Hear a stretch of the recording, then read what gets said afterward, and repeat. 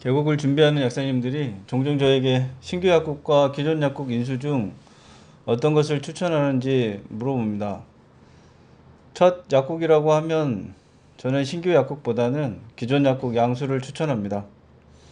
물론 기존 약국이라고 해서 위험 부담이 없는 것은 아니지만 신규 약국은 기존 약국보다 훨씬 많은 위험을 안고 있기 때문에 잘 권하지는 않습니다.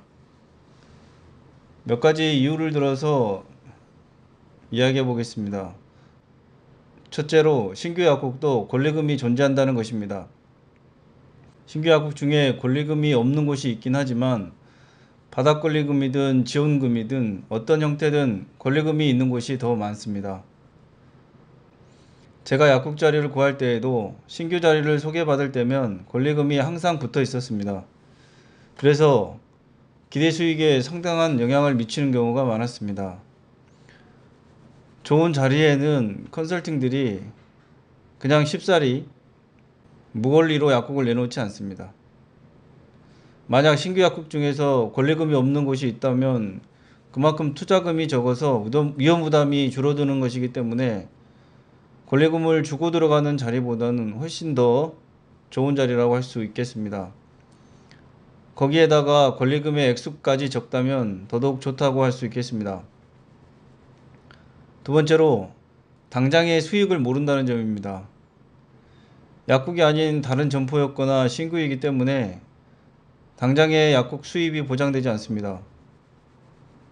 기존 자리였다면 당연히 약국 매출 규모를 알 수 있고 수익이 당장 나오겠지만 약국이 아니었던 곳이라서 매출을 추정할 수밖에 없고 수익이 언제 올라올지 알기 힘듭니다.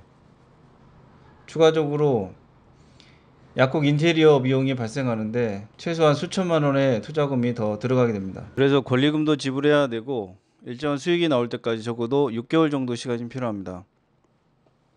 세 번째로 병원이 언제 잘 될지 알 수 없습니다. 병원이 잘 돼야 약국도 수익이 날 텐데 얼마나 시간이 걸릴지 모른다는 점입니다.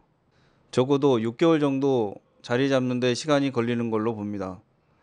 최근에 병원들도 경쟁이 심화돼서 다른 병원에 가던 환자들을 우리 병원으로 끌어와야 되기 때문에 병원의 홍보나 의사 실력, 기타 조건들이 맞지 않으면 상당한 시간이 걸릴 수 있습니다. 마지막으로 네 번째, 병원이 문을 닫을 수 있습니다. 병원 유지를 위해서는 최소한 환자 수가 보장되어야 병원이 유지될 텐데 그렇지 않으면 병원이 문을 닫을 수가 있습니다. 약국도 병원 처방이 많지 않으면 병원과 관계없이 폐업을 해야 할 수도 있습니다. 마냥 병원이 잘 되기를 기다릴 수는 없으니까요. 위에서 본 신규 약국의 네 가지 위험성과는 반대로 기존 약국을 양수한 경우에는 기존 병원에서 일정한 처방이 나오기 때문에 안정적인 수익이 보장되고 병원이 안 돼서 폐업하거나 이전할 걱정을 하지 않아도 됩니다. 당장 수익은 없고 기대 수익만 있는데 비슷한 투자금으로 굳이 모험을 할 필요가 있을까요? 만약 기대 수익만큼 나오지 않는다면 큰 손해를 볼 수 있습니다.